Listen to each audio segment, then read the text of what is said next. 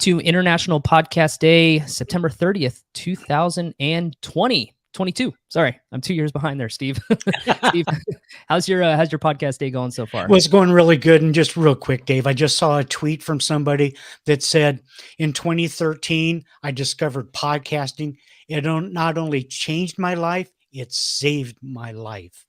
The power of podcasting, man. That's incredible, man. I love it. I love it. Hey, right before we get to our session here, I do want to thank our International Podcast Day sponsor. This is Blueberry, very proud sponsor dating back to 2015. They've been dedicated to providing the most essential podcast tools in the industry since 2005. Of course, you can do more than publish with Blueberry. They're going to help you connect with your listeners, monetize your podcast, and of course, what we're all looking for is to watch our show thrive. So you can check out more over at blueberry.com. See on our little screen there, you can start your free trial, get a little 30-day on the house from Blueberry. So we appreciate their support since day one. Well, Steve, we have an incredible panel coming in, and we have 6 impressive women in the space. I'm trying to load them all onto our screen right now. This by far reaches our highest panel. We're going to have 6 amazing people in here. So yeah, we're going to be talking about how podcasting, the future of podcasting is multicultural. So Steve, you and I are going to jump out of the way. We're going to let these ladies take over, do their introductions, and welcome everybody. Happy International Podcast Day, and thanks for taking part of our event. Thank you so much for that wonderful introduction, Dave and Steve. Welcome everybody. This is the future of podcasting is multicultural. How BIPOC experiences, successes, stories, and struggles are shifting narratives. I'm Maribel Quezada Smith. I'm a video and podcast producer and also a co-founder of BIPOC Podcast Creators. Hello, and I am Tangia Renee Estrada. I'm co-founder of BIPOC Podcast Creators as well, and I am also a PR strategist for podcasts, businesses, and nonprofits. And we are excited to do this today. So we'd like to start off by quickly introducing BIPOC Podcast Creators and our panel, and we're going to jump into those questions and let the panelists take this because they have a lot to say. They're the smartest people in the room, and so we're happy to have them here.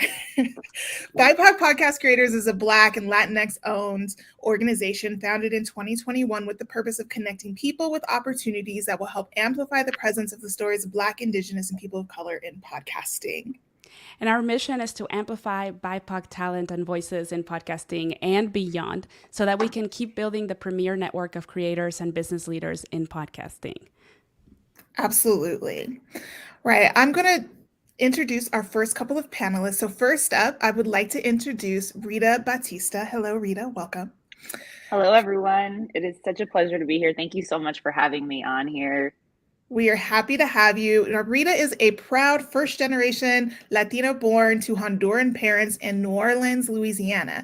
As the founder of Latina Podcasters Network, Rita has worked diligently to connect aspiring as well as established mujeres, Latinas, Latinos, and Latinx community to ensure they receive market rate for their media talents. Welcome. Up next, I'm pleased to introduce you to Anu Bardwaj. Welcome, Anu. Hi. Hello. Anu is founder and CTO of Sheconomy, the world's first suite of mobile apps on Android, iOS, KaiOS, and Geo. What is it? Geo. Okay. Focus on women-led podcasts built by women, powered by girls, targeting the bottom billion. Welcome. And I want to welcome Anna Deshawn. Anna is a Chicago-born social entrepreneur who builds streaming platforms that center and celebrate BIPOC, QTPOC creatives. Most recently, she co-founded The Cube, a curated app where you discover the best music and podcasts by BIPOC and QTPOC creatives. Welcome, Anna. And then also, last but not least, we have Molly Jensen, Chief Executive Officer at AfriPods. She loves connecting with people, and she is passionate about building the largest library of African audio stories on the planet. Welcome. Thank you. Hi, everyone. Hi. Okay, so we'll jump into the first question that we have today. To the panel, we've seen the podcast industry growing rapidly, largely because so many creators of color and various ethnicities have entered the space. Now, beyond the current growth, what is the impact that these creators are currently having, in your opinion? Who wants to go first?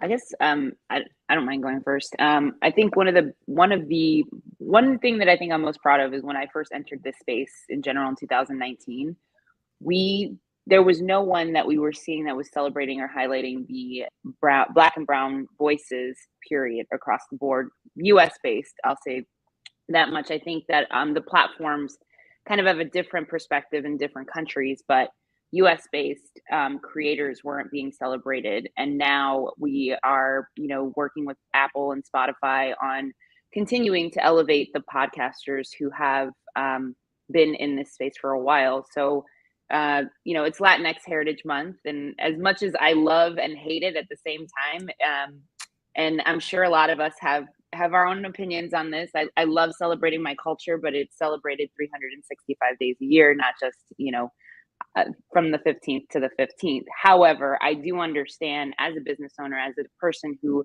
is founding this company and continuing to grow and elevate and amplify the voices on our network, you have to start somewhere. And Apple has started La Vecindad, which right now, during the month of Latinx Heritage Month, we're starting to see them highlighting the podcasters, but more and more in new and noteworthy. I literally check this regularly because we're also submitting our podcasts on our network to all platforms, but making sure that not only am I logging in myself and my team, but also holding them accountable and saying, there's still opportunity for growth here. When you open your podcast or wherever you stream your podcast from, finding a top 100 podcast that's made from female, Black, or brown voices is still very challenging. So, there is representation there, but there's still a lot of room for the needle to continue moving forward. Thank you. I would love it, Molly or Anu, if you would like to tag on to that, because each of you have a slightly different perspective in that you are building platforms for folks of color in other countries, regardless of what's happening in the US. So I'd love to hear your perspective on this particular question. What do you see as the impact happening now? So I can jump in.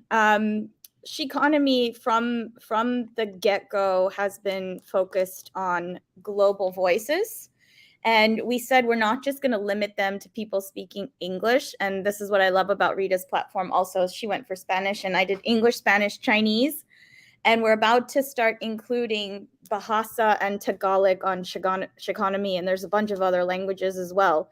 I was just in Sweden, flew in last night from Scandinavia, and there's Swedish podcasts and Icelandic podcasts and Finnish and Turkish and so on and so forth. So when we built Sheconomy, we built it for people that, number one, may not have had their voices amplified, but secondly, people that didn't have access, period. So if you are, let's say, a woman in Africa or a woman in India living on $2 a day, how are you supposed to afford an iPhone, first of all, or a smartphone? Like sometimes the data plans itself are restrictive. And so we built it, our platform on a mobile app called KaiOS, and KaiOS works on $10 mobile phones, and we are now trending in Pakistan, Tanzania, Uganda, Mexico, Bangladesh, and the US. And then secondly, when you introduced me, I was telling you about Jio. Reliance Jio is India's largest mobile network, and they are on 150 million mobile devices. So we just passed quality assurance last week, and we're going to be loaded onto these phones. And that way, women all over India, villages all over India, girls who haven't gone to school will have access. And so we're looking at this from two sides of, when it comes to women of color, like we are the ones that are, in some of the poorest regions of the world where we're living on $2 a day. Our sisters are living on $2 a day. So I would say that's a big barrier that we've had to cross, is how do you get access to the phones itself, the listening itself. And I guess I can wrap up because you asked about experience outside of the West as well. So my name's Molly. I run AfriPods. It's a free Pan-African podcast hosting platform. So basically, we're digitizing African stories. and we're based in Nairobi, Kenya. But the question specifically, if I'm remembering correctly, and correct me if I'm wrong, was the impact that these creators are having in this space, right? And so it's not just about the podcast here. And I mean that because it's a new media. Podcasting is still very much in its infancy. People are learning about it. So we're driving the car as we build it.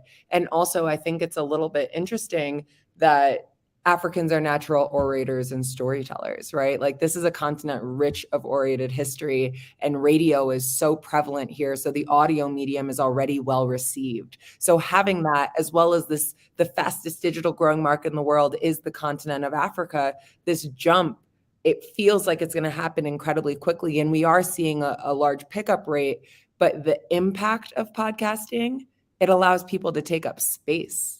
It allows people to tell their stories. It gives them an opportunity to get paid. And that is huge. So I would say the impact is it creates voices for people who traditionally were marginalized, which I think a lot of people in this conversation and those who are listening can really relate to.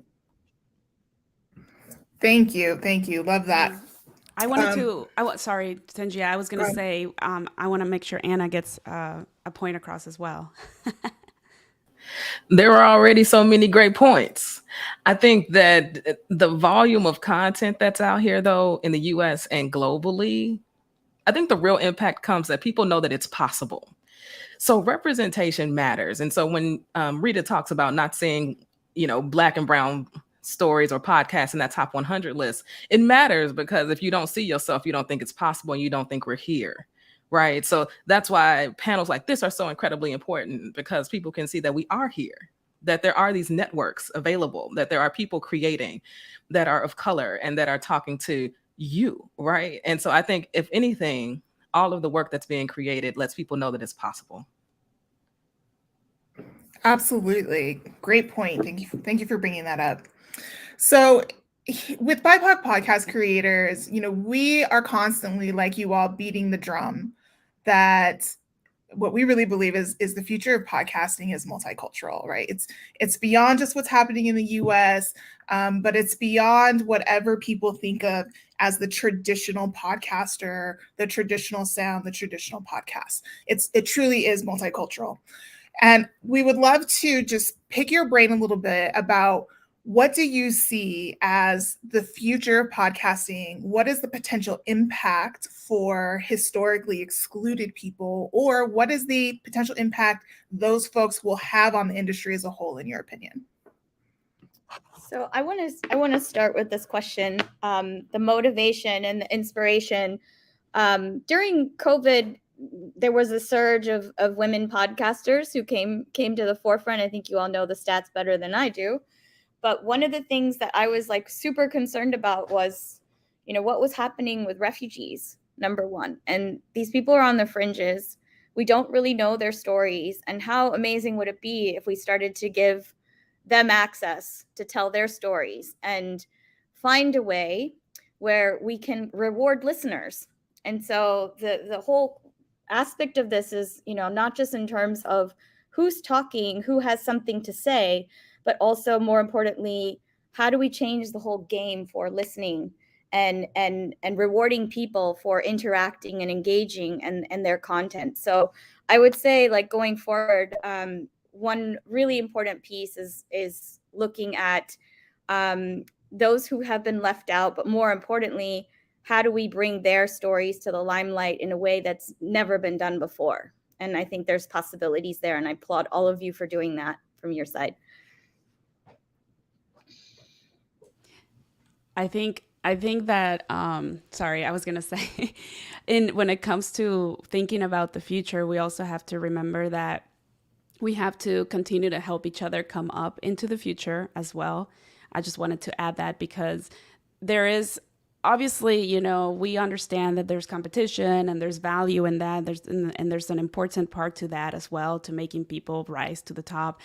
But at the same time, we cannot forget that it's a lot more powerful when we come to the table together and when we can continue to bring each other through the ranks to lift each other up. I'm not saying we have to carry other people. I'm just saying, open the door, leave the door open, and have those conversations of collaboration. I think that continues to be very important.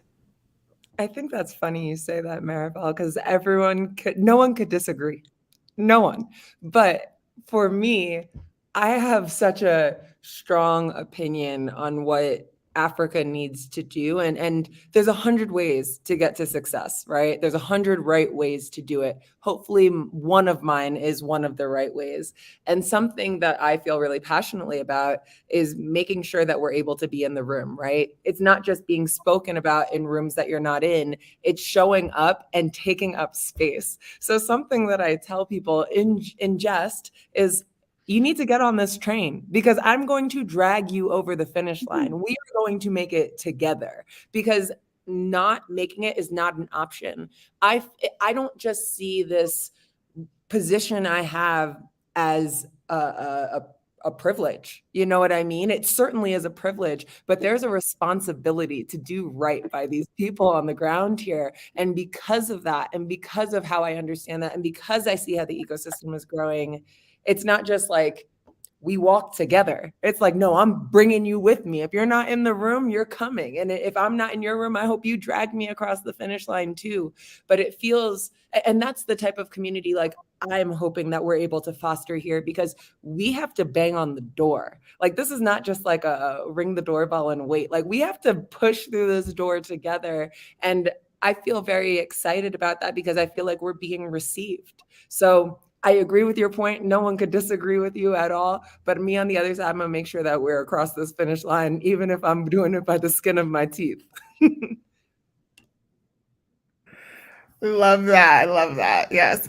And I think that's a great segue into the next question. Because as we were thinking about what do we want to talk about during this panel, we were thinking about narrative shifts. And each of you have touched on that in some way. And so when you're thinking about the communities that you are building for, what are the narratives, the experiences that you see shifting through this medium, and why is that so important? Anna, do you want to kick us off? And then maybe Rita? Yeah, absolutely. I mean, all of our stories are at the intersections of race and sexuality, right? I am interested in telling the stories of the people I care about the most. And so often our stories are not told, or they're told just within our own little communities, right, of trust, our sacred spaces. But like I said before, representation matters so much. And so when we start to tell these narratives, it's not just one vertical. We're in all the verticals. We are absolutely everywhere. And the reason storytelling is so incredibly important is because history is often written by whoever is considered the victor. And that means oftentimes we are left out of the stories and our history is not told. And podcasting is just such an amazing way for oral histories to live forever. Like forever, ever. And so we must implant our mark. And so the content that we're creating with the Cube and our Cube originals, I mean, it's going from talking about being Black and queer in the church, talking about, doing audio dramas that help to tell our stories and in a format that is maybe more relatable to people who aren't interested in listening to interviews, right? To talking about Black HIV in the South and what's happening there, right? So I think there's just so many things for us to discuss that podcasting is just a beautiful medium to come across and tell those stories where you're not caring about what I look like. Let's just listen and hear what I have to say and the stories that we want to tell. And so for me, uplifting queer, trans people of color in our stories is just at the heart of everything. And I would just add on that, when you talk about like memorializing these stories, something that is also exciting here in Africa is memorializing the language, right? Getting stories told in vernacular languages and mother tongues, like not just Swahili or Yoruba or Amharic or Arabic or Zulu, but like Sheng, which is a dialect of Kiswahili here in Kenya. And I mean, the opportunity to memorialize culture and memorialize language through a format that's already so well received is so exciting. So just to tap onto that, I don't know if that's something that's really considered in the West, but it definitely is something that you have to consider. And maybe Rita, because you have, you know, Latin America on your back. I mean, that's Spanish. I don't know if Portuguese would also be involved in Latin America, but language is just really exciting to me. I'd love to add on to that, actually. I think one of the things that Anna mentioned was really important, telling our stories, telling the stories that aren't normally told, and how much it's being received. But I think between what Molly said and what Anna said, I think one of the beauties that of the platforms that we're creating right now off of these podcasts is the fact that we have the opportunity to tell the story in multiple languages.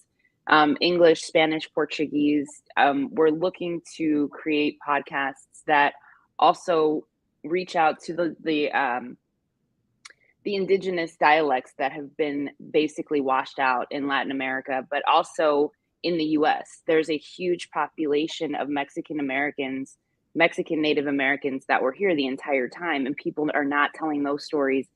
And it's one of those things where, you know, we want to make sure that we're on the forefront of this. And I do believe that it's not just happening here. I can see it's obviously happening all over the world. People legitimately want to see the authenticity and the reality of who they are, like projected back to them in every aspect of media, whether it's podcasting, social media, YouTube, or creating your own platform. People just want to feel as though they're being recognized in the most authentic way and that they're not being erased anymore. And that's one of the biggest things that we have is, you know, when we're thinking about the future, how do we create that space where the stories are being told? Or, you know, we have a podcast that we're working on right now, or with a group that we're working on with right now that we'll be focusing on telling the stories of Black magic in the Latinx community, and not necessarily telling the negativity or the bad side of it, but really just telling the whole story of what it looked like, how it connected to, you know, the African portion of how this part of Black magic even came to, and I don't even call it Black magic, but you know, bringing that in and how it all roped in all of our cultures together. And I think that truthfully, the growth of all of this is just going to show our interconnection with everyone across the globe, and how we all came together to become this one race. But at the same time, what made each one of us so uniquely authentic, what those mixes were, how that became something. And I think the beauty of being able to tell the stories through Latinos is really cool, because we have so many mixes inside of who we are here. It's specifically even more so is such a unique culture that's being created in the US out of all of these multiple cultures that were created to be what Latinos are. And I think the podcasting has been great at highlighting all of this. We just have the opportunity to continue to grow that. So I want to build, can I add to this? Go ahead. So our platform, when we first got started, we applied for a COVID innovation grant from the Islamic Development Bank. And traditionally, we view this society as restrictive for women. But what had actually happened was, you know, out of all of the people that applied for this grant, the innovation that we had was, you know, number one is getting information on COVID when it first started out to the masses. And the Kingdom of Saudi Arabia realized this at the very beginning. United Arab Emirates, the Sultanate of Oman, Bangladesh, and Indonesia. And they said, what better way than to get the information out to the women so they can get it out to their communities, their families, and so on and so forth. So traditionally, we would view certain communities that don't really come forward. Now we've got BIPOC, luckily. We've got Latina podcasters, luckily. But, you know, there are these communities that are still just left out, marginalized. And I would say largely in the Islamic community, the Muslim community. And I'm not Muslim, but this was something that I felt really passionate about, because there were so many people from around the world that, you know, needed access and so on and so forth. So I would say it goes beyond language. It could go beyond race. It could even go beyond religion. But ultimately, conversation is really the cure. And collaboration is really the cure. And I'm really grateful that you brought us all together today, Maribel and Tangia. This is great because I would have never met Molly otherwise. Anna and I met at a conference. Rita and I are OG best friends from before. But still, it's like women of the world working together this way.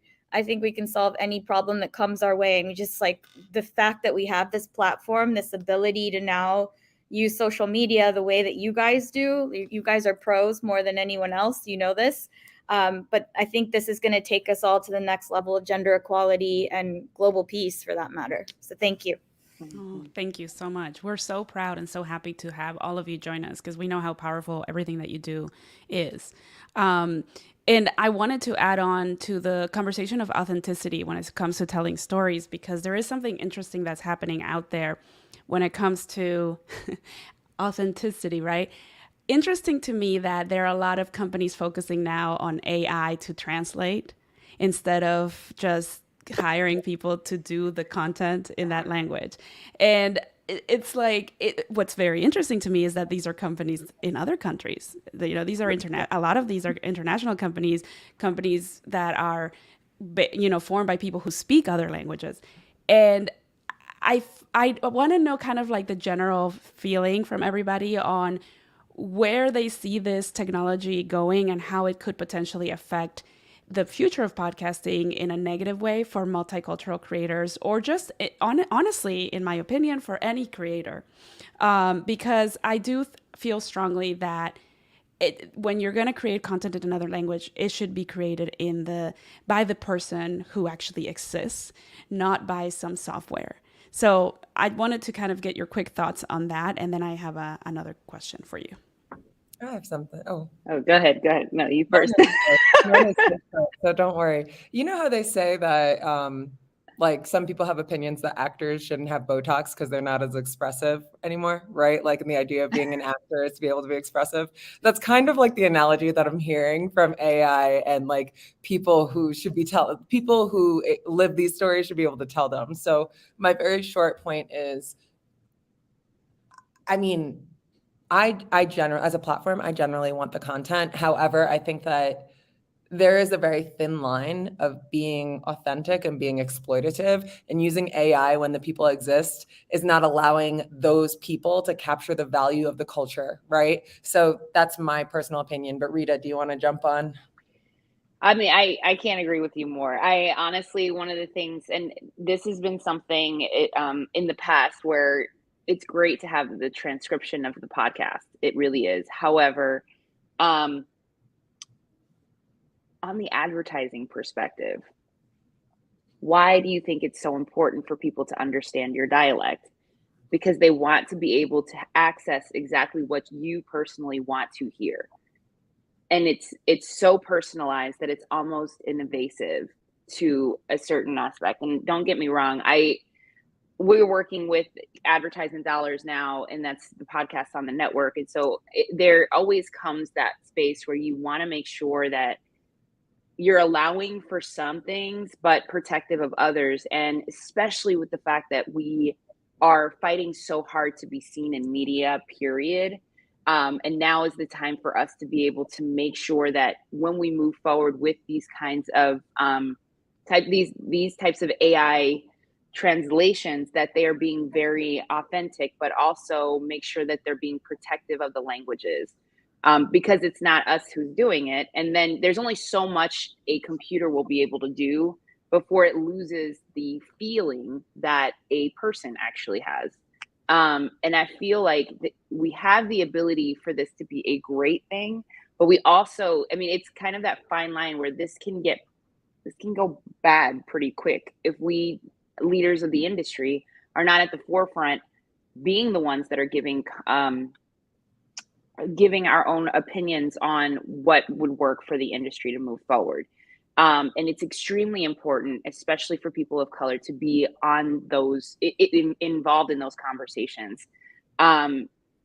Like I think because when you understand on two sides, right? One thing is AI is or why do these companies want all this information from us all the time, constantly?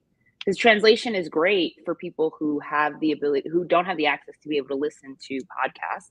They can read them, but outside of that, it's also like, okay, is the word translating properly? Even if it's not someone let's say Spanish could be a very easy thing, but we have so many dialects in Spanish, period, that one word can be translated in a sentence, but it won't actually mean the same thing. And it could be extremely offensive to a person from another culture.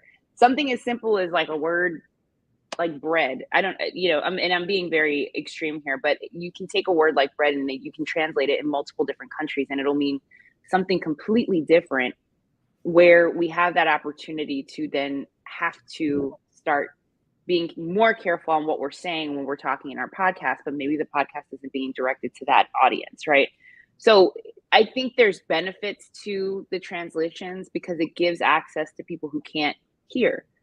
But on the flip side, it also gives these companies access to your dialect, which can be used for good or bad. And 9 times out of 10, it's, you have to fight for these things to stay authentic. And that's legitimately something that I'm always very cautious when we're working with specific people for that reason, because we want to make sure that just because you have the dollars to be able to utilize this information for good, that we're also pushing to make sure that they stay using these things for good and not for the GDP that Latinos have out there right now. Exactly. And I was going to say, I do find it interesting, before I ask the next question, I do find it interesting that I hear a lot of people talk about this from the English perspective. So a lot of the information that's coming up is English native speakers saying, "Oh, this AI thing is great. I think I'm gonna use it to translate my podcast." So it's, if you've noticed from my experience, it's turning Anglo style content, or at least very Western style content, to the masses, right? To the international world. So it's a one directional thing. To me, I'm not really seeing the opposite happening. I'm not necessarily seeing people in Latin America talking about how they want to use AI to translate their podcasts to reach non-Spanish speakers, right? Specifically, I'm going to say it, specifically white people in the United States. It's usually the other way around. It's the people in the United States or Western countries trying to reach the masses. Why? Money. Because of advertising. And I think that's what really gets under my skin. So I wanted to ask that question because I do think it's something that people aren't necessarily looking at in that way. It's like, it's also the flip side. Like, so we want to send out the information, but we don't want to receive the information from other cultures or other people. Can I make a quick comment? That's one of the things that with any of the ad agencies or the brands that we work with to get advertisement for the podcasters on the network, we ensure that the podcaster, one, has the right to refusal to we don't just dynamically or programmatically insert anything at the moment that is not going to be approved by the podcaster and or the brand of the podcast. And the other thing is that we also make sure that any agency or brand that we do work with also understands that as well. It's not just about the dollar number for us, although it's been extremely successful. I'm not going to lie to say that what we're doing right now isn't working. But it's erring on the side of caution because our podcasts aren't just, even though they're US based, we know that we're also promoting this to the world. And that impact is a lot higher than just specifically targeting US based listeners. Because traditionally, in my parents' country or countries of people in Latin America, I was inspired in the past to want to utilize US based brands, and ensuring that we're doing that in a very ethical way, and not taking advantage of that is something that's on the forefront of our podcast network. Thank you for that. I want to ask each panelist to share one story, and Rita shared one earlier, but everyone else to share one story that has been previously untold and that your networks or your companies are helping to tell. I don't know who wants to go first here. I'm happy to go first. And I also just want to say, I second all of that about the AI. It's all wrong, okay? It's just all wrong. White cis men are creating it, and they are not thinking about everyone else, period. I've done a lot of stories about it with AI doing facial recognition. I mean, it's just discriminatory in so many different ways. Hashtag do better. Okay. Stories that we're telling right now, I guess. So right now I'm in Jackson, Mississippi, which is not where I'm from. And so right now in this moment, I am invested in telling the stories of Black folks and HIV in the South. And this is a story that we know the story of HIV and AIDS, I think, but we don't know the story of Black folks in the South in the United States with HIV and AIDS. And when a third of this population of Black folk, a third of Black folks of the South make up the population, but they're over 52% of all new HIV and AIDS cases are in like just these few number of states. We have a serious problem. And I'm totally invested in telling these stories, and these stories are absolutely incredible to me. And so we're going to drop a 2-part series on World AIDS Day to talk about the history and how we got here, and then also talk about the solutions and the work that people are doing in the South and in these rural areas where folks are often forgotten. So I'm really full and ready to tell these stories in particular right now. When is December 4th, right? Just for those who are going to be looking for it, it's December 4th, right? December 1st. Okay, thank you. Thanks, Molly. So I can jump in here in terms of stories that haven't been told before. I used to have a show called Women Investing in Women and Girls, and this was our podcast that we started back in 2014, and it was the voices of young women and girls, most importantly. So ultimately, how do we see the world through their eyes? And my co-host at the time was 14 years old, and Annie was the producer. The 2.5-year-old would say, "Welcome to the show. Thank you for joining us." So I really wanted them to gain the confidence, number one, for them to ask the hard questions, number two. And number three, it's to have the women leaders really respond to the hearts and minds of these girls. And so in a way, the show is really taking it to the next level, which is the world is the way it is now. But ultimately, when we invest in our girls, what does that look like? And how do we encourage them to be the leaders that we all wish we could be, right? Ultimately. And so it was pushing them into the forefront. And we haven't done a show for a couple years now, especially since COVID. All of the hosts that I had went off to college. They ditched me.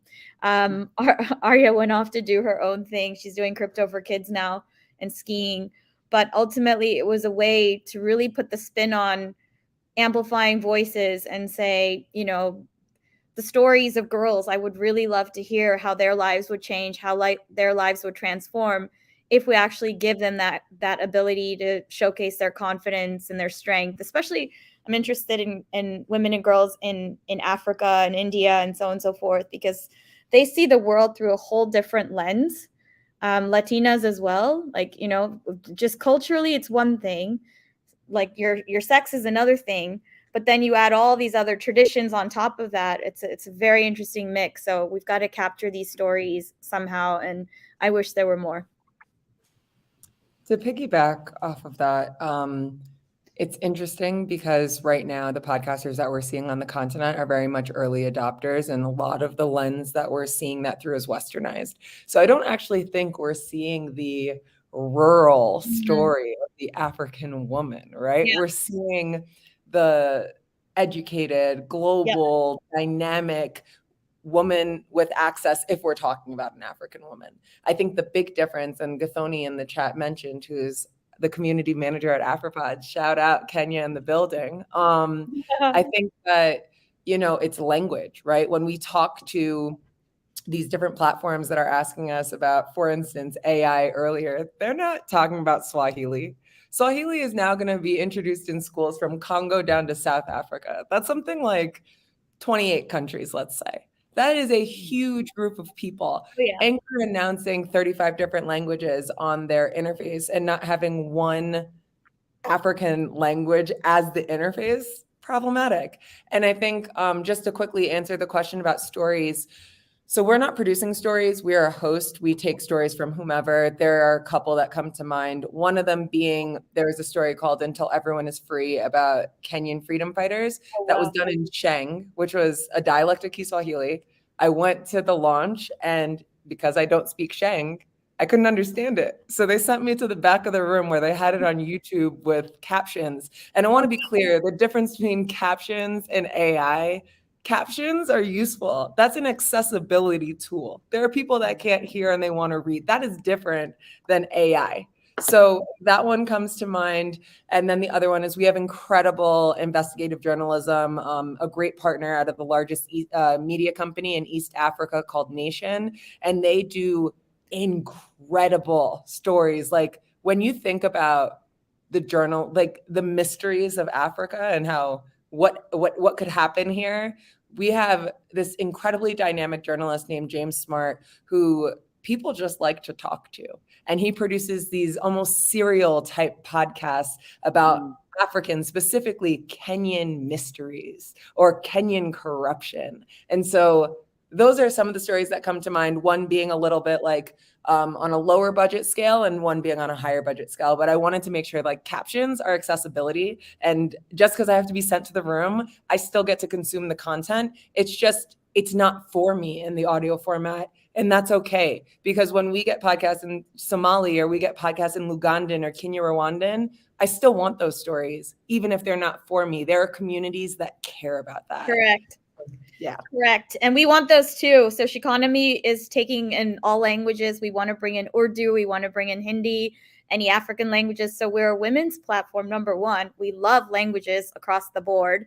And we are making sure they come on these low-cost devices. But more importantly, Molly, I have a woman I need to connect you with from Sweden. Her name's Emma Jenke, and she wants to do investigative reporting in Kenya. She's a Swede, but she wants to talk to HIV positive women. Again, Anna, like around your topic. So it's one of these things where even if they come from the outside and they want to focus in on the region and so forth, I think there's different narratives that can come, like, you know, from people looking at it from the inside out. Regarding the AI discussion that we've been having, there is a platform, ladies, out there called Plato blockchain. And what they do is they use AI to translate press releases, content, podcasts into different languages. So they actually do the translation, and then there's an audio based on that translation. And I speak a couple languages, and so I've actually looked at their translation to see, like, is it accurate? Is it making sense? And they've done a pretty good job. And then they have a computer read the translation. So it may be something worth checking out for future if you're interested in translation services. But it's not exactly a caption. It's a translation service. And it works great for press releases and news wires, but it can also work for podcasts. So I'm going to shout out to them, Plato Blockchain. Thank you. Yeah, of course. Awesome. Loving the conversation, you all. Also loving the chat as well. People viewing can't see it, but there's a lot happening in the panelist chat. They're just like connecting with each other and just like making magic while they are also on the panel and making magic for our viewers. So I just wanted to share that. But for our next question, I want to ask about your platforms in the future. Again, I want to come back to this idea of like what is needed for the future. So each of you have built your platforms and are continuing to build out platforms in order to reach these audiences or support creators and audiences in really meaningful ways. From each of your perspective, what is needed for you as the leader and the builder of these platforms, or also perhaps for the creators who are accessing the content to grow and establish themselves in this industry? They need to be able to be discovered. Discoverability sucks. Like, it's really bad. And so some of the magic that was happening in the private chat when Molly, mentioned about James, I'm like, I would love to listen, but I would never have known about James if Molly didn't just say it. Right. And so the stats tell us that word of mouth is the major way that people find out about new podcasts. That is not sustainable for anybody to have a career or make a life. And anyone that does this work knows that if you are serious about your podcast, you are a freaking small business. You by yourself are a small business if you really want to get into it and do it full time. And word of mouth ain't gonna cut it. And so I think the work that everyone here is doing is about making it possible for people to discover this amazing content that already exists. And so for me, that's really at the heart of the work that we're doing, is to create culturally aligned content and create a space where we can align people culturally to line up with things that they may be interested in, to help solve discoverability. Because this good stuff is already out here. We just can't find it. Goodness. So I'm grateful that everybody here is helping to solve that problem. So I was going to say that's one of my biggest gripes too. And I think it's everybody in podcasting. This isn't a particular issue to us. Yeah. And there are some apps that are starting to come out, some listening apps like Fathom. I don't know if you all have tried it, but I have tried it, and it was helpful because you can type in a specific topic and it'll pull up any podcast episode that deals with that topic, not just a podcast. So you know how like you go on Apple and like you'll type in relationships, and it's mostly podcasts about relationships. But if I go into Fathom and I type in like podcasting on YouTube, for example, which I did that, it brought up episodes where they actually are speaking about it, and it takes you to the segment that where the host is actually discussing that topic, which is fascinating. It's obviously all AI as well. So there are the good and the bad things, right, about technology. So I think we need more of that to begin with, where you can do topic search. But also, I think that journalists need to be less lazy. I hate to say it, but I do find a lot of lazy journalism going on during Hispanic Heritage Month, Latina Heritage Month. The same podcasts get featured over and over and over again. And I love a lot of those podcasts. I have to say I've listened to them, or I even know some of those podcasters myself, but they're being recycled. And there's nothing wrong with bringing back some shows, but I do find that it's interesting that you see the same ones every year, even though they curate it in a different way and make it prettier. It's still the same stuff. And I equate that to being lazy. Like you're not actually reaching beyond what you know, beyond what you might hear or listen to. You're not going outside of your networks. You're only staying in your bubble. And that's the problem.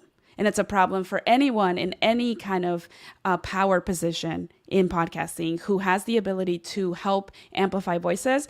If you are not reaching beyond the people that you know and expanding your networks, you're never going to be able to truly create a more equitable and just interesting listening experience for people. I would love to piggyback off of that.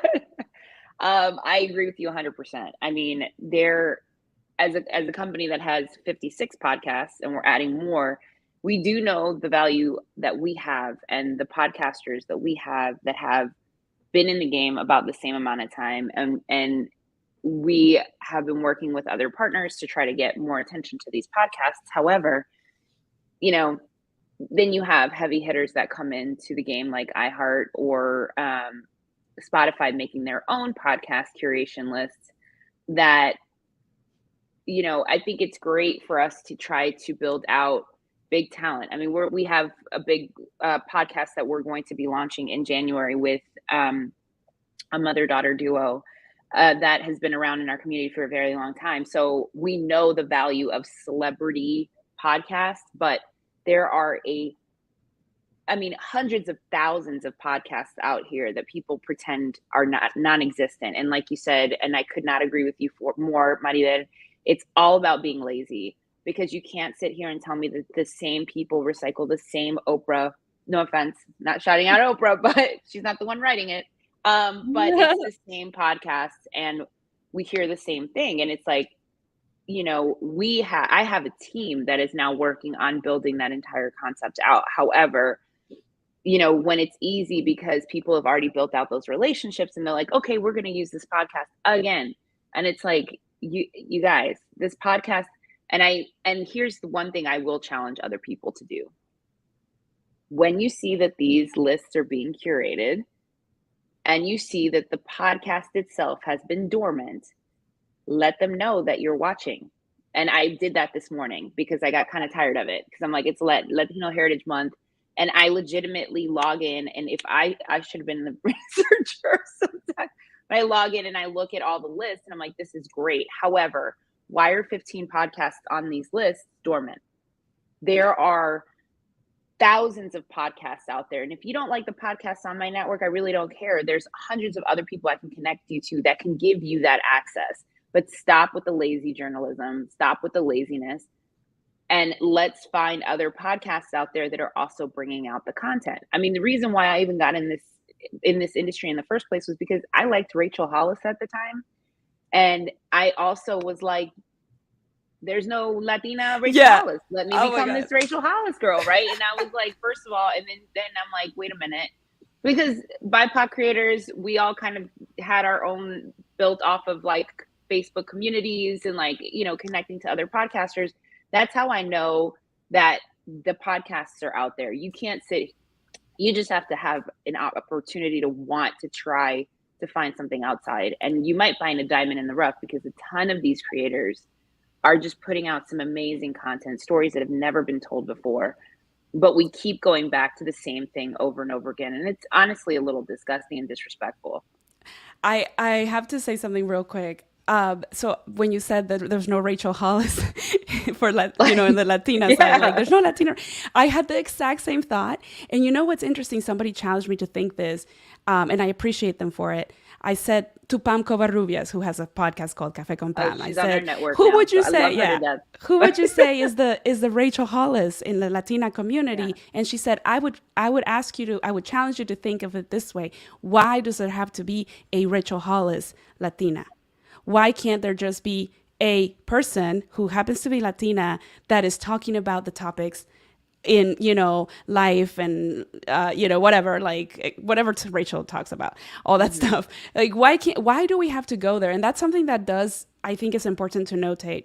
Why do we always have to use a white person as the example of success, specifically like a Western hemisphere white person as the example of the goal to achieve who would be the Bill Gates in the Black community? Who would be and it's like, we cannot continue to look there as the guiding light of success. And I'm talking about in general, like when it comes to creating podcasts. Stop going, I want to be the next Joe Rogan. Stop saying that. Like, stop using that as your guiding light. Let's start to create our own ways and our own patterns of success and definitions of what that looks like.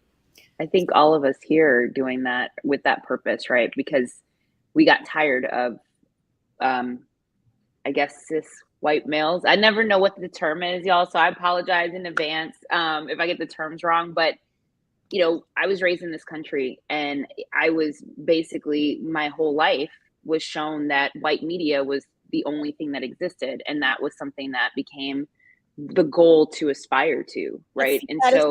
That's what it's we're called. Now, yeah. The what is it called? Status quo. The status quo. Yes. Sorry. Thank you. But I think the thing is, now we are building our own tables, and we're like, you know what? I don't need that concept to be what I build off of, because we already have it. It's just about getting it out to our people that want to listen to our stuff. And if, hey, status quo, you want to listen to us and you want to build us and make us the Rita Bautista of podcasting, you are more than welcome to do so.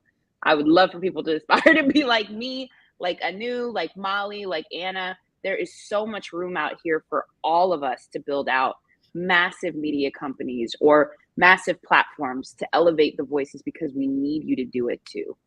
Molly, you had something today. I think. Sorry, go ahead. Sorry, I just wanted to make sure Molly got a chance because we're about to wrap up. Yeah, so sorry. The only thing I was going to add is it's very interesting being in Africa, which is a primarily Black continent, because all of our big winners are Black. you know, and like we do look at these Western standards, but when you talk about the biggest podcasters in Kenya, they're Black. You talk about the biggest podcasters in Nigeria, they're Black. So I hope that, you know, I know there are some people on my team listening to this call. I see Kim, I see Gathoni, I know Adam is messaging me on the side, but like, as we continue to grow as an ecosystem, as Black people continue to take up more space, specifically African people, I think we have a real opportunity to kind of, people are always going to look at Africa as an opportunity continent. So the winners out of Africa are always going to be able to take up space. And I hope that they continue to stay Black. So that's just the 2 cents I wanted to add, because I can't relate to what you guys were saying. And I just want you guys to know that it's different over here. Maybe I need to come visit. Well, thank you so much. Please, Anu, go ahead real quick because we're about to wrap. Awesome. So I was just going to say, I think as of today on this International Podcasting Day, I think we've created our own table, ladies. I think this is the beginning of something much bigger. And I am going to collaborate with each and every single one of you. We're going to make, I'm going to set the honest intention of like finding proactive ways to build on this conversation, not just let it be a one-off and just one celebration a year, one time, you know, a year kind of thing. But I really do think there's power in everything that's been put together here. And thank you, Dave Lee, for bringing us all together as well and putting this event together. So just a thank you from our side. Much gratitude. Bravo to everybody. Tangia, take us home. Yes, absolutely. Thank you all again. Thank you to the panelists for being here and for bringing your big, beautiful brains and voices to this conversation. I knew this was going to be great as soon as you all were like, I'm in. I was like, oh, this is going to be dope. It's going to be the best one, I promise. So I'm excited that you guys are here. Thank you to all of the viewers for being here with us and encouraging us. Thank you, Dave, and the International Podcast team as well. And we want the feed, Dave, so we can share it in our respective communities for anybody that missed it today. So thank you. Yeah, absolutely. Thank you all so much. It was a very inspirational, very powerful discussion. I'm glad that the International Podcast team was able to bring this conversation forth. And thank you to Tangia and Maribel for putting together this amazing panel. When I reached out to you two, and I was like, it's going to be great just with you two, but then add 4 other great personalities into the mix. I've absolutely loved it. So a few more comments here just coming in. We're going to round out as we go. But yes, we will. This will be on our Facebook page, our YouTube channel for everybody to consume and share out. And guarantee this is going to be a popular one. People are going to be visiting this for the next couple of years. So on behalf of myself, Steve, the entire International Podcast Day community, not just him and I, but the community in overall, want to thank you all so much for joining us this International Podcast Day. You made the event spectacular and very special. So thank you all. I really appreciate it. All right. Well, everybody, continue to enjoy International Podcast Day. And as you're out there, don't forget to be using that hashtag International Podcast Day. All right, everybody. Have a great day. Thanks. Thank you. Bye.